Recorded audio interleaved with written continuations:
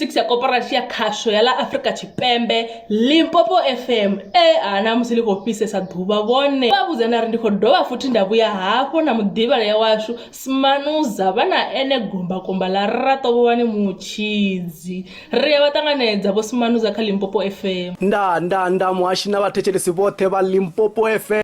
va vhonala sa muthu o netaho vho Smanuza mulandu vha khou tou performa i weekend re ndo vha ndi si khou performa muhashi ndo vha ndi si khou performa taxi ye nda bva ngayo ndi tshi khou bva tshikhuwani u ḓa hafhanoni yo vha yo ḓala luṅwe ya yo overload na tsekeleko vha nga ngomu ende zwa kombesa uri ndi mutakule ngori taxi yo ḓala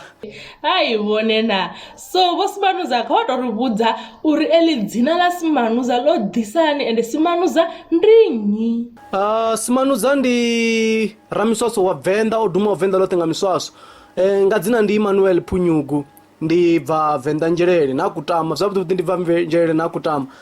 khezwo vho Smanuza ende vha vhonala ndi kale vha kha heyi nḓila kha vha ḓo ri vhudza uri ndi mini tsho no vha mvumvuso uri vha dzule vha khou sokou isa phanḓa na hezwi zwithu zwa ya u tamba ngoho muhashi ndi kale nga maanḓa ndi khazwo hezwi zwithu ndi kale nga maanḓa nṋe ndi Ramiswaswo ane ndo dzhena kha heyi industry nga mpho i tou vha talent nda thongo tou dzheniswa nga ndavha uri nda ndo kambiwa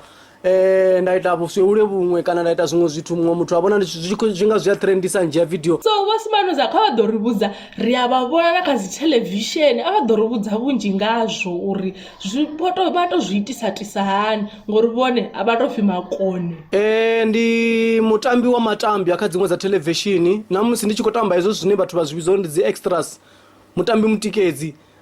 mara fhedzi ndi zwone zwine zwa khou ntakula nga maanḓa ngo ndo tamba kha tshiṱori tsho no vhidzwa pfi Deep City arali vha tshi ḓivha nda tamba na kha Isita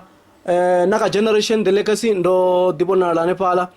zwa zwino ndo khou tamba kha Smoke and Mirrors ndi vhaṅwe vha vhashumi vha maini hanefhaḽa muhashi zwi khou pfesese so vho Smanuza ka vhuḓalo vhone vhane vhathu vha ḓo vha to vha wanisa hani ndi amba uri u vha tovhelela ya ndi a wanala kha dzi leludza vhudavhidzano kha Facebook ndi Smanuza Ramiswaswo wa venda kha TikTok ndi Smanuza Ramiswaswo wa venda kana yeneiḽa ya kale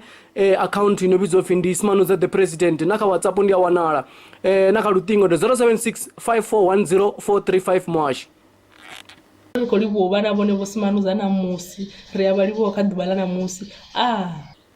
nda muhashi